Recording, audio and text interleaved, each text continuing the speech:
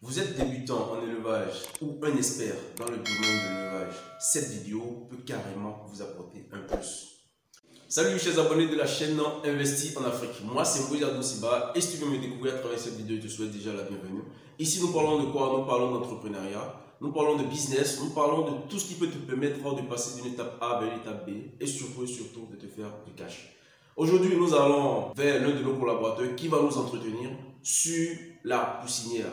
Comment réussir sa poussinière, comment démarrer ses poussins, les clés de la réussite d'une poussinière. Si tu es intéressé par cette vidéo, surtout garde l'écoute et c'est tout de suite après le jingle.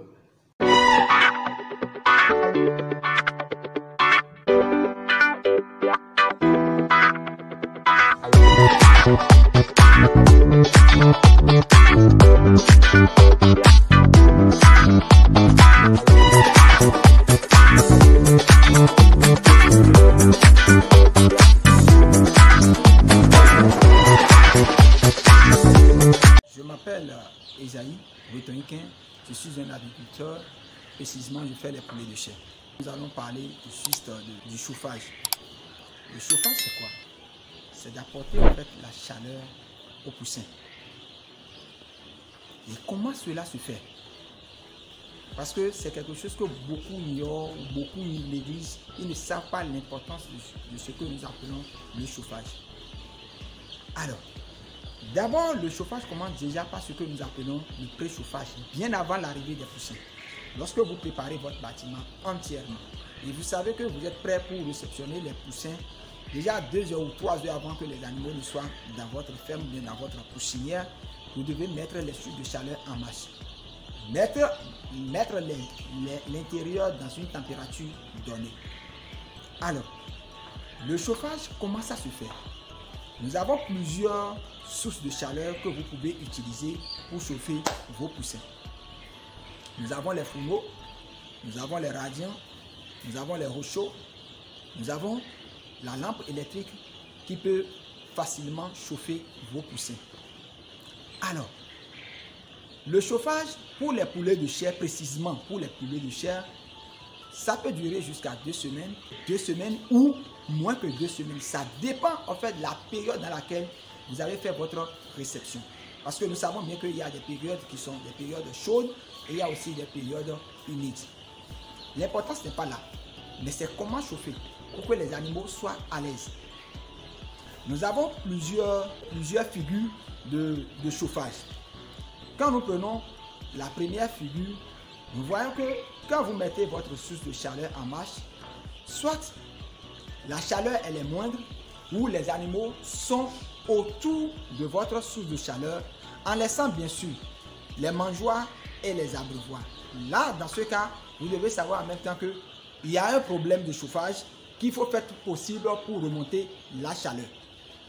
Deuxième figure de chauffage, soit les animaux ils désertent les lieux, c'est-à-dire ils désertent complètement le milieu, ils abandonnent les mangeoires, ils abandonnent les abreuvoirs et vous allez les retrouver aux 4 coins du mur en cherchant bien sûr à sortir de votre bâtiment.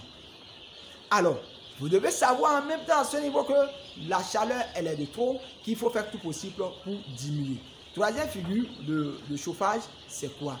Vous allez voir qu'il y a de l'homogénéité à l'intérieur, les animaux sont partout. Les animaux, vous allez les retrouver autour des abreuvoirs, vous allez les retrouver autour des mangeoires. Ça veut dire quoi? Tout est normal dans le bâtiment. Ceci, c'est plus pour ceux qui sont professionnels dans le domaine, ceux qui ont déjà plusieurs expériences dans le domaine. Parce que ceux-là, forcément, ils n'ont pas besoin des thermomètres avant de savoir si la chaleur elle est de trop ou la chaleur est moindre.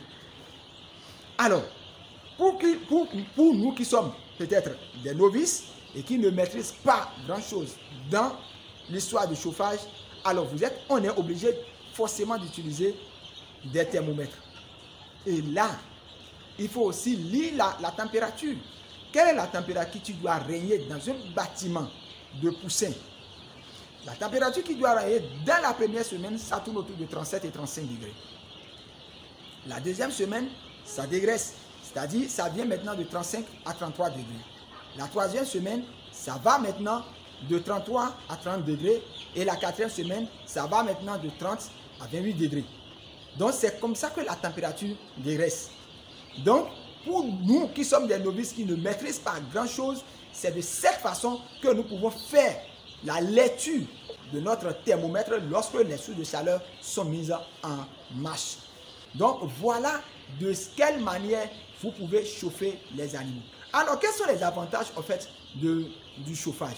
Vous savez, lorsque vous chauffez bien sûr vos animaux, les animaux ils mangent bien, les animaux ils boivent bien. Précisément, nous sommes dans le domaine des poulets de chair. Vous allez voir que chaque jour que Dieu fait, il doit avoir de gain-poids. Et si l'animal ne mange pas, l'animal ne boit pas, l'animal ne peut pas gagner de poids. Et l'animal est encore exposé à des maladies. Parce que l'animal ne mange pas, l'animal ne boit pas. Vous allez commencer par soupçonner des maladies. Soit l'animal rate des croissances ou l'animal est exposé à des maladies bactériennes. Donc voilà un peu les avantages de chauffage des poussins.